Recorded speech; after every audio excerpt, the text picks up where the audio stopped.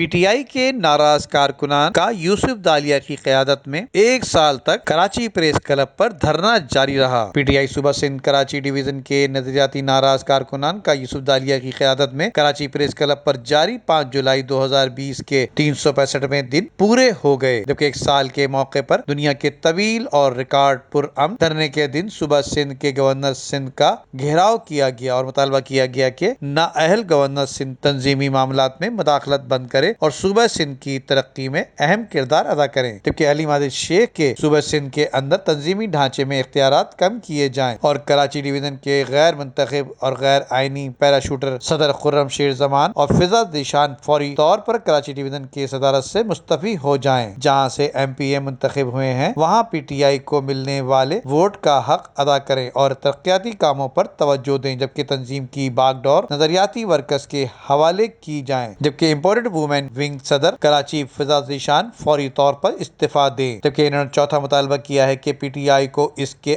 آئین 2019 کے مطابق چلایا جائے، کیونکہ ہم نے علیم عادل شیخ جیسے قبضہ مافیا اور عامر لیاقت جیسے لوٹوں کا عروج بھی کراچی کے حالات نہیں بدل سکے۔ ایک پورے سال کے اندر ہم نے 4 نااہل لوگوں کو آئیڈینٹیفائی کیا، جس میں گورنر سندھ تھے ہمارے نااہل، ان کی نااہلی آپ کے سامنے آتی گئی اور آج وہ اتنا نااہل ہو گئے کہ ان کے تبدیل ہونے کی روزانہ کوئی نہ کوئی افواہ بھی گردش کر رہی ہوتی ہے۔ تو ان کی جو نااہلی ہیں وہ ہم کافی بار گنوا چکے۔ اب جو لیٹسٹ جو ہے وہ آپ دیکھیں کہ انہوں نے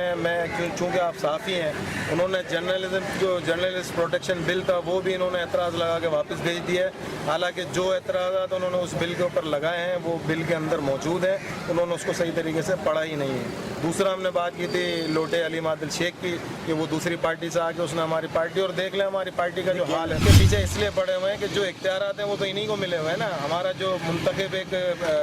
لیڈر آف اپوزیشن تھا، ہمارا سینئر اور فاؤنڈر ممبر تھا فردوس شمیم نقوی، انہوں نے اپنی طاقت اور استعمال کتنا کروایا، اس کو ہٹا کے اس کے اوپر آ کے قابض ہو گیا۔ اچھا، ہمیں اعتراض کس بات پہ؟ اعتراض اس بات پہ ہے کہ اب یہ آدمی دوسری پارٹیوں کے لوگ لا کے اپنی پارٹی میں منتخب کر اس میں ایڈ کروا رہا ہے، اور کل کو انہی لوگوں کو ساروں کو عہدے ملیں گے۔ نتیجہ یہ آ رہا ہے کہ ہمارے جتنے بھی لوگ ہیں نظریاتی ورکرز ہیں وہ سارے گھروں پہ جا کے بیٹھ گئے ان کی وجہ سے۔ اور senator Saif Ullah Abro Peoples party سے کل کا وہ آیا بندہ پی ٹی آئی میں، آج اس نے جو ہے سینیٹ کی ٹکٹ حاصل کر لی ہے، تو اسی لیے ہم اس کے خلاف ہیں کہ اسی طرح یہ تمام سیٹیں دوسرے لوٹوں کو بڑھ جائیں۔ میری سیٹ ملنا نہ ملنا، میں 1 سال تک بیٹھا رہا، مجھے کیا فرق پڑا، مجھے آپ نہ دیں، مگر پاکستان تحریک انصاف کو انہوں نے اس نتیجے پہ پہنچا دیا ہے کہ میں آپ کے اس چینل کے ذریعے ان کو چیلنج کرتا ہوں، 13 ایم این اے اب رہ گئے ہمارے کراچی میں اور 23 ایم پی اے، یہ تمام لوگ آج استعفیٰ دیں، کل بائی الیکشن میں یہ جیت کے دکھا دیں۔ میں یہاں بیٹھا ہوں کراچی پریس کلب کے اوپر، جو چور کی سزا وہ میری، مگر یہ کر کے دکھا دیں اگر انہوں نے واقعی میں عوام کے لیے کو ڈیلیور کیا ہے، کام کیا ہے۔ یوسف دالیا نے کہا ہے کہ نظریاتی ورکرز انصاف ہاؤس کا درجہ بھی دے دیا گیا ہے۔ موسمی برسات لیڈر حکومت کو ختم کرتے ہی پی ٹی آئی کو چھوڑ کر یا دوسری پارٹیوں میں یا بیرون ملک فرار ہو جائیں گے اور نظریاتی کارکنان کے حقیقی رہنماؤں کو اوپر لایا جائے جو اپنے علاقوں میں تحریک انصاف اور وزیر اعظم عمران خان کا پیغام گھر گھر پہنچا سکیں اور پاکستان کی ترقی میں نمایاں کردار ادا کر سکیں۔ نظریاتی ورکرز اپنے ضمیر کے مطابق اپنے مستقبل کا فیصلہ خود کریں۔ امجد اقبال، میٹرو 7 پاکستان۔